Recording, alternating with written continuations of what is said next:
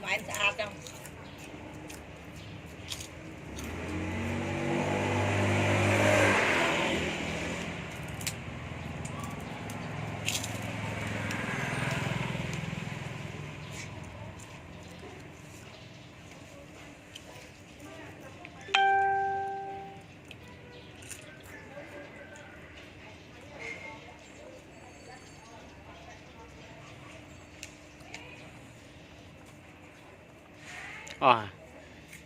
you know.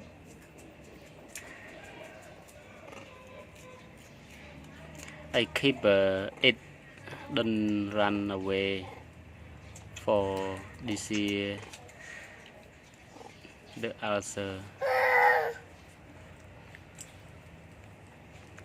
Trong mà giống mình. Ulcer is okay bad. Okay. It. Ui đừng trao.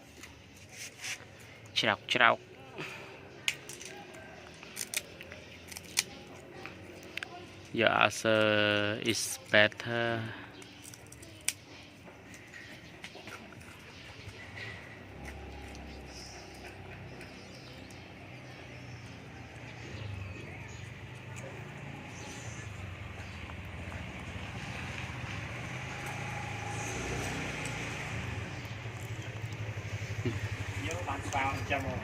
Giờ bị luộc mau bây giờ là buồn đấy.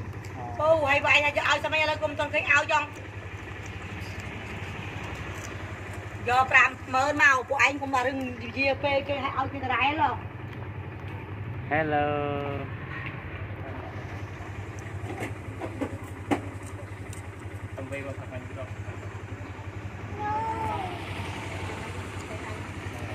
It's snake okay.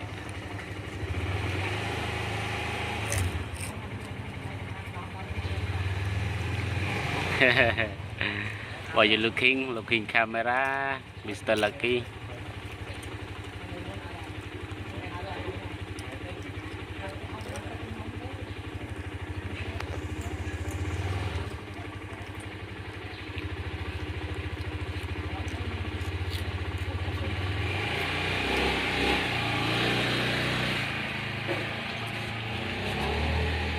Cái mơ cái không mơ camera.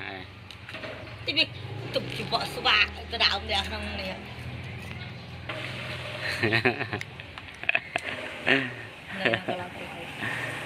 Why you looking?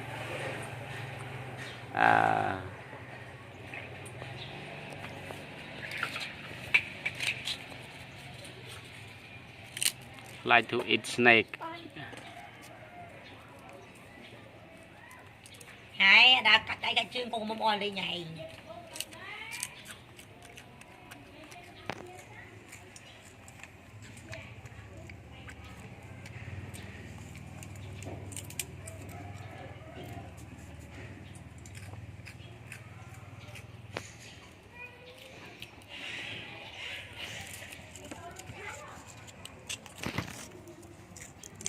Heck.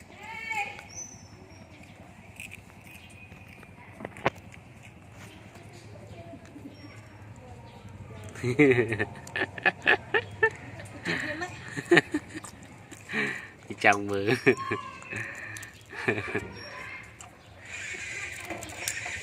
Mình pi to taste, to long taste.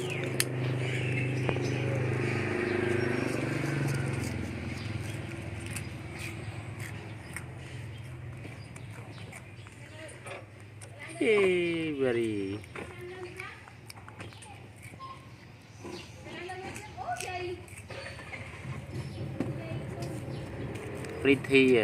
Pretty boy.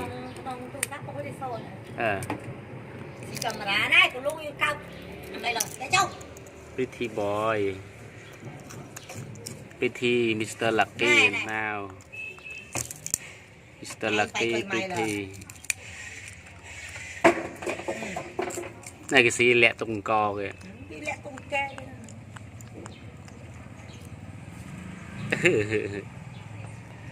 Thật mình này.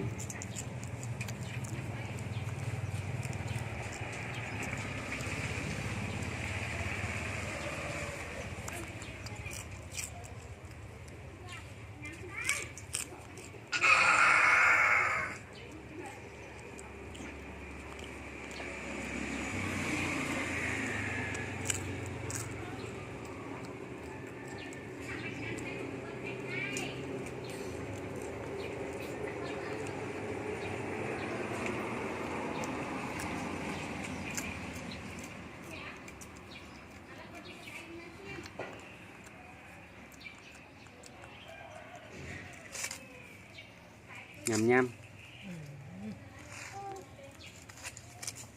dù lên mơ con mơ xa con chào cái đó ui cho chân xin nôm năng rồi mình đã mấy chỗ này tao hay Mr.Lucky like to eat the đây trong tôi ngày đây xì sao một cái cái một hàng cái đi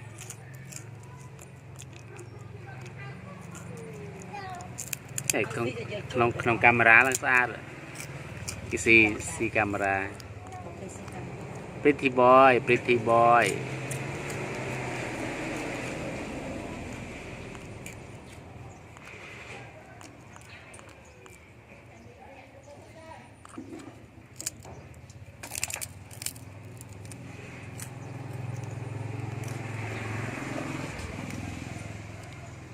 eating, thinking, looking for.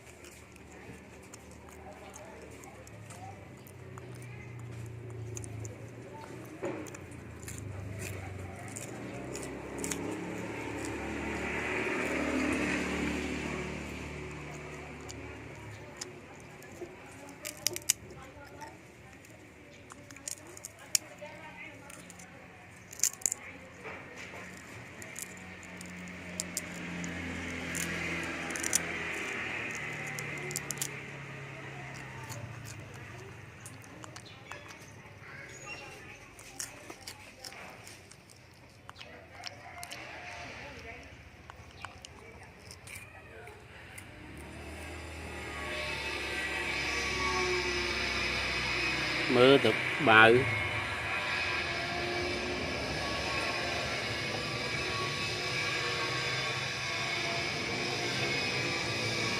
Yeah, the Ulcer is okay now. It's good. Yeah, okay.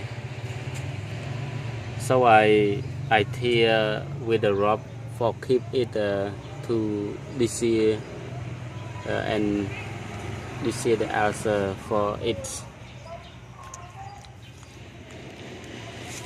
And Mr.Lucky like to eat this cake so much. Yeah, and now it face so beautiful because I clean every day for Mr.Lucky like my son. My son cái đây Mr.Lucky Mr.Lucky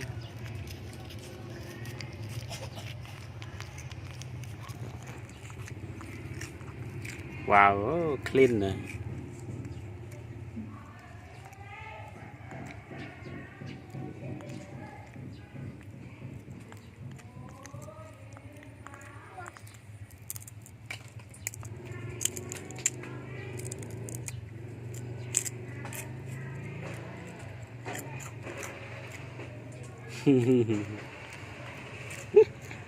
Nghe.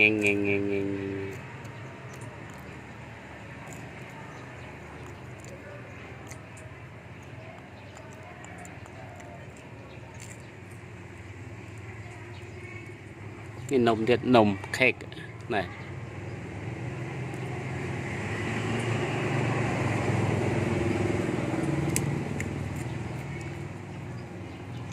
Mr.Lucky love me so much. When I go anywhere, he always follow me, go with me. But someday I don't bring Mr.Lucky with because I go to study in university, and I put in my home. My wife always give food for it and my son. Yeah, Ulcer is okay now. Yeah, you see, and it's beautiful nail. Thank you everyone. Thank you Mr. Lucky. Mr. Lucky, thank you luôn. Thank you Mr. Lucky. Good luck, good luck. Good luck không? Say hello. Hello. Hello. Bye bye everyone.